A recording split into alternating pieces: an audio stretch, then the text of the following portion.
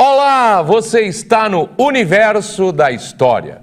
Eu normalmente, quando começo os vídeos, convido você a vir conosco, a se inscrever no canal, a apertar lá o sininho para você receber as nossas notificações, mas hoje vou fazer um convite a mais para você também.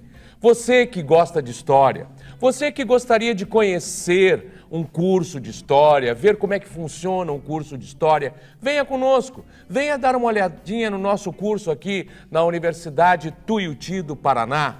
Deve estar aparecendo para você aí o meu número, o número do meu telefone, 041, e tem o número do telefone aí, e também tem o número do telefone da coordenadora do curso, a professora Viviane. Lembre-se, estamos em Curitiba, 041 na frente.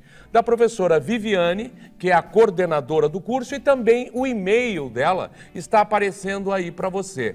Gostaria de conhecer o nosso curso, de repente estar presente em uma das nossas aulas, ver como é que funciona uma aula de história na universidade? Venha dar uma olhada, tenho certeza que você vai gostar. Venha nos conhecer, venha bater um papo conosco, converse comigo, converse com a coordenadora e nós teremos o maior prazer em receber você. Venha conosco. Bem, mas agora vamos falar de um assunto que volta e meia aparece, né? Que é justamente o assunto das cruzadas, as tão famosas cruzadas, né?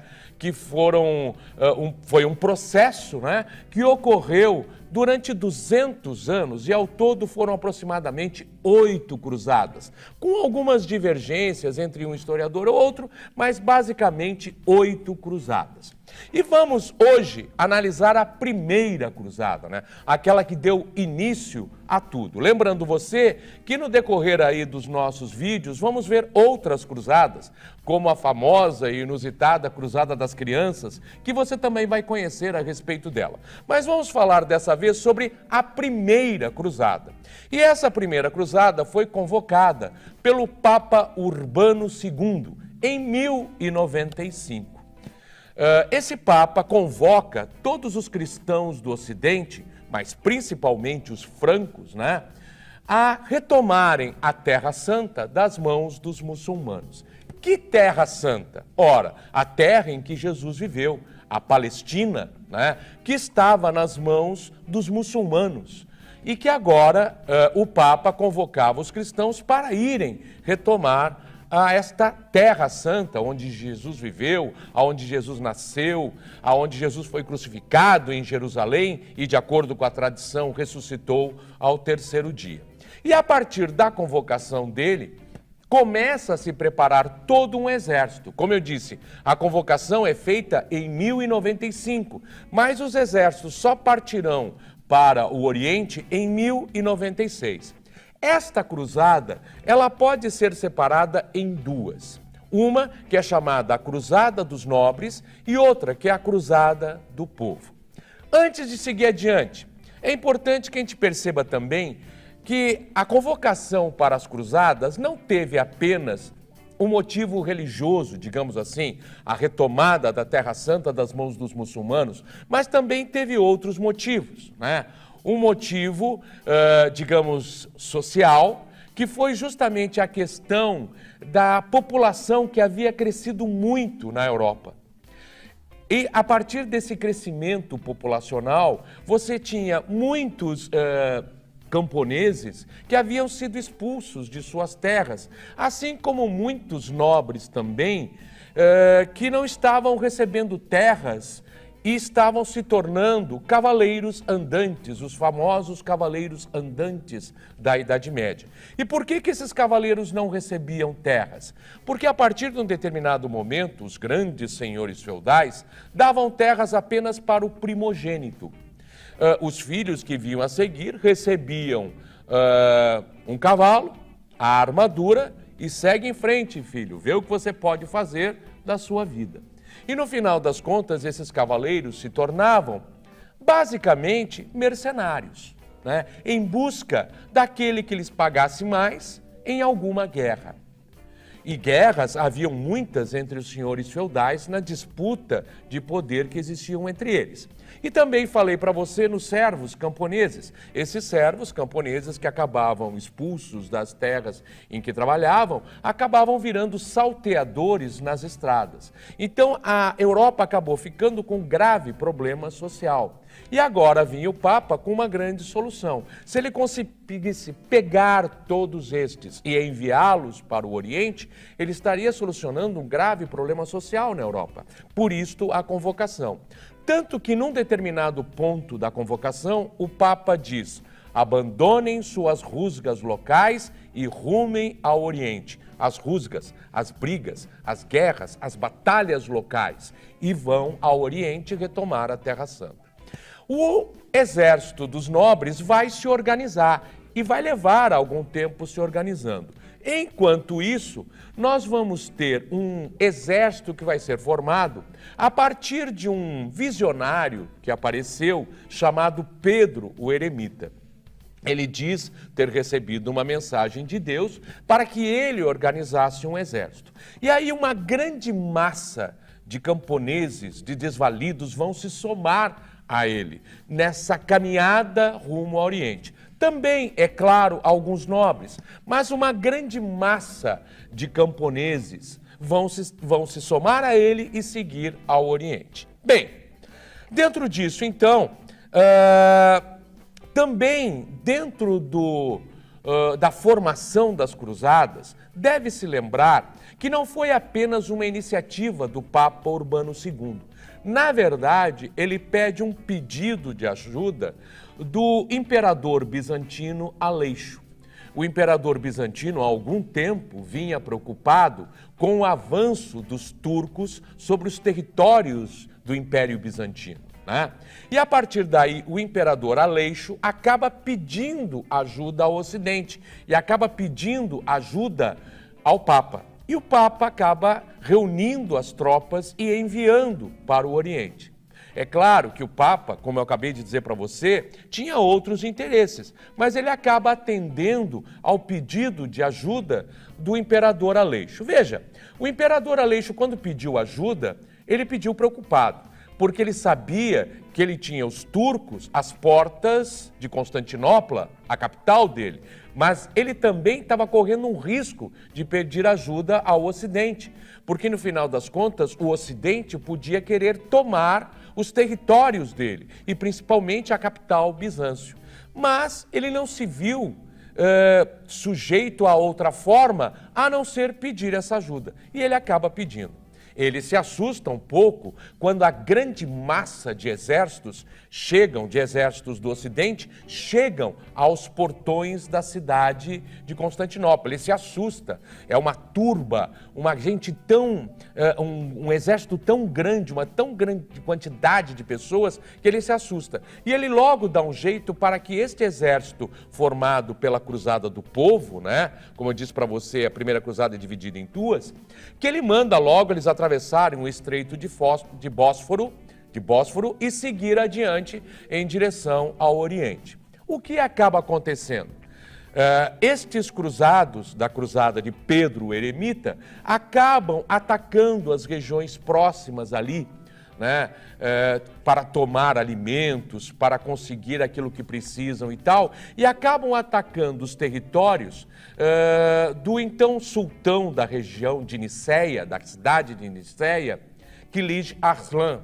E ele acaba atacando, por fim, enraivecido pelos ataques dos cristãos, ele acaba atacando ao próprio exército de cristãos liderado por Pedro Eremita. Só que esse exército, ele é feito de pessoas que não têm o menor treinamento militar. São camponeses, com garfos, com o que puderam pegar e vir para a guerra. No final das contas, o exército do sultão turco chacina, liquida com os cristãos.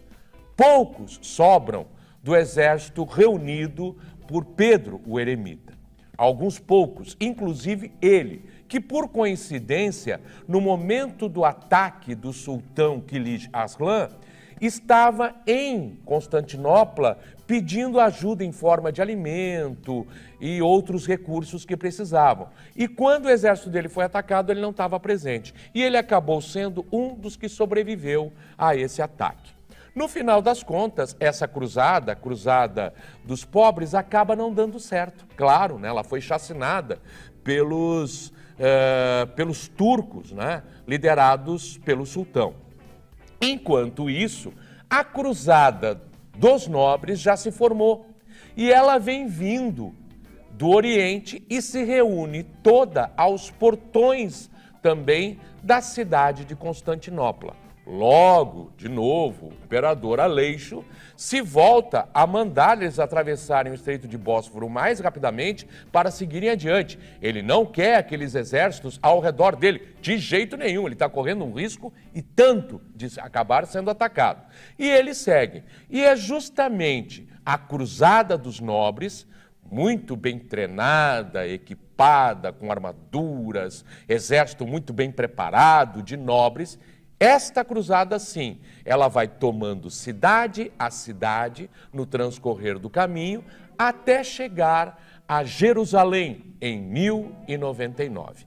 Agora é importante, principalmente para você que está fazendo vestibular, sua prova de Enem, é importante perceber uma coisinha em relação a essas cruzadas. Sua prova de Enem pode vir com isto, com uma pergunta sobre isso. É importante que você perceba o seguinte: os muçulmanos que estes cristãos nobres vão encontrar ao longo do caminho, os muçulmanos que eles irão encontrar não serão árabes, serão turcos convertidos a muçulmanos e que inclusive em 1055 tomaram a cidade de Bagdá e construíram ali o seu território, os seus domínios, conquistando outras cidades. Os árabes propriamente ditos, eles foram e acabaram expulsos pelos turcos para o Egito, no Cairo, e lá permaneceram. Então, a maior parte das cruzadas não haverá um confronto entre árabes e cristãos, como a gente às vezes imagina, né, quando pensa em muçulmanos. Não, eles estarão enfrentando turcos muçulmanos. E importante, inclusive, uma informação que pouca gente sabe, é que, inclusive em um determinado momento, os árabes virão do Egito e tentarão fazer um acordo com os cristãos. E este acordo é o seguinte: eles se propõem a juntos vencerem os turcos, junto com os cristãos, e aí eles dividirem os territórios do Oriente. Os cristãos ficariam com os territórios da Síria para cima e os muçulmanos ficariam com o território da Palestina para baixo, né? Essa foi a proposta dos árabes para os cristãos. Só que, claro, né, foi uma proposta não aceita pelos cristãos, porque qual era o objetivo dos cristãos? Era Jerusalém. Então, para eles, ter até a Síria não importava, não tinha nenhum significado, e no final das contas o acordo não foi fechado. E os cristãos continuaram seguindo em sua cruzada. Mas antes deles chegarem a Jerusalém em 1099, os árabes muçulmanos vindos do Cairo, do Egito, atacaram os turcos em Jerusalém e tomaram a cidade de Jerusalém, antes que os cristãos chegassem. E no final das contas, os cristãos só lutarão contra os árabes em Jerusalém, porque eles já haviam tomado Jerusalém dos turcos antes dos cristãos chegarem. Só ali, árabes e cristãos irão se encontrar em combate. E aí você sabe o que aconteceu. A cruzada dos nobres acabou tomando Jerusalém. Numa das piores chacinas, dos momentos mais terríveis da história até hoje, porque os cristãos entrarão em Jerusalém matando tudo que encontrarem pelo caminho. Tudo e todos que encontrarem pelo caminho. Judeus, muçulmanos e até cristãos. porque eles irão dizer que os cristãos que moram entre judeus e muçulmanos são cristãos infectados e merecem morrer. E a ação deles será de uma crueldade absurda. Inclusive, todos que eles forem matando pelo caminho, eles irão cortando pés e mãos e empilhando, né? Contam os cronistas que corriam rios de sangue por Jerusalém. Os judeus, preocupados em se proteger de tudo isso, vão correr para as suas sinagogas e se esconder dentro das suas sinagogas, acreditando que no lugar do seu templo eles serão poupados pelos cristãos. Não, os cristãos colocarão madeira em torno da sinagoga e queimarão as sinagogas com eles lá dentro. Será terrível e todos os lugares santos serão tomados pelos cristãos. O que houver de sinagogas, o que houver de mesquitas muçulmanas serão tomadas pelos cristãos. Bem, e esta foi a cruzada, a primeira cruzada. A partir daí, vai se constituir um reino em Jerusalém, né? E o primeiro a ser escolhido para ser rei de Jerusalém é Godofredo de Bouillon, né? O nobre mais destacado da Cruzada dos Nobres, né? O nobre considerado de maior valor, intrépido, corajoso e devoto. Ele vai ser escolhido como o primeiro rei. Ele não vai aceitar a denominação de rei, né? Ele não vai aceitar, ele vai dizer que ele não pode ser rei aonde Jesus recebeu uma cruz, recebeu uma coroa de espinhos. E ele vai dizer que ele aceita ser o defensor de Jerusalém. Na verdade, papo furado, ele estava se tornando rei mesmo. Mas Godofredo de Bouillon vai durar pouco tempo como rei. E logo ele morre e vai ser substituído pelo irmão, Balduíno I. Agora é importante comentar uma coisinha com você. De novo, você que está se preparando para o vestibular, você que está se preparando para a prova do Enem e que gosta de história, gosta desses assuntos, veja, não foi apenas a fé que moveu estes cruzados, foi também a ganância. E é fácil entender por quê. Acabei de dizer para você no início, né, que muitos desses cruzados eram cavaleiros que não haviam recebido terras, que eram mercenários. E muitos deles foram para o Oriente em busca de posses que jamais teriam no Ocidente. E foi o que efetivamente aconteceu. Muitos destes nobres acabaram conquistando terras, feudos no Oriente e se mantendo lá, com terras e feudos que eles jamais teriam conseguido no Ocidente. Um exemplo disso é justamente o irmão de Godofredo de Bouillon, Balduíno. Balduíno era o segundo filho, né? E Balduíno recebeu a incumbência de ser um homem religioso, porque o segundo filho quase sempre era enviado para a igreja. Só que Balduíno não era tocado pela fé. Ele era um homem de muitos agitos, né? Gostava de uma gandaia como ninguém, né? Então não daria muito certo na vida religiosa. E acabou saindo da vida religiosa, né? Mas ele se deu conta que na cruzada ele poderia conseguir alguma coisa. E ele realmente conseguiu.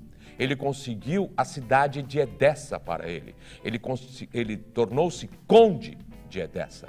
E depois, quando Godofredo de Bouillon morreu, ele se tornou o rei de Jerusalém. O segundo rei de Jerusalém. Para um cara que não tinha nada, até que ele conseguiu muito. Então a gente pode dizer, sem sombra de dúvida, que não foi apenas a fé que moveu os cruzados, mas também a ganância. Espero que você tenha gostado. Fizemos aí uma caminhada através da primeira cruzada. Aguarde, faremos outras ao longo das cruzadas. Você vai gostar, tenho certeza. E agora, vamos para o próximo vídeo. Até a próxima! Ah, e não se esqueça, até o agora também é história. Tchau, tchau!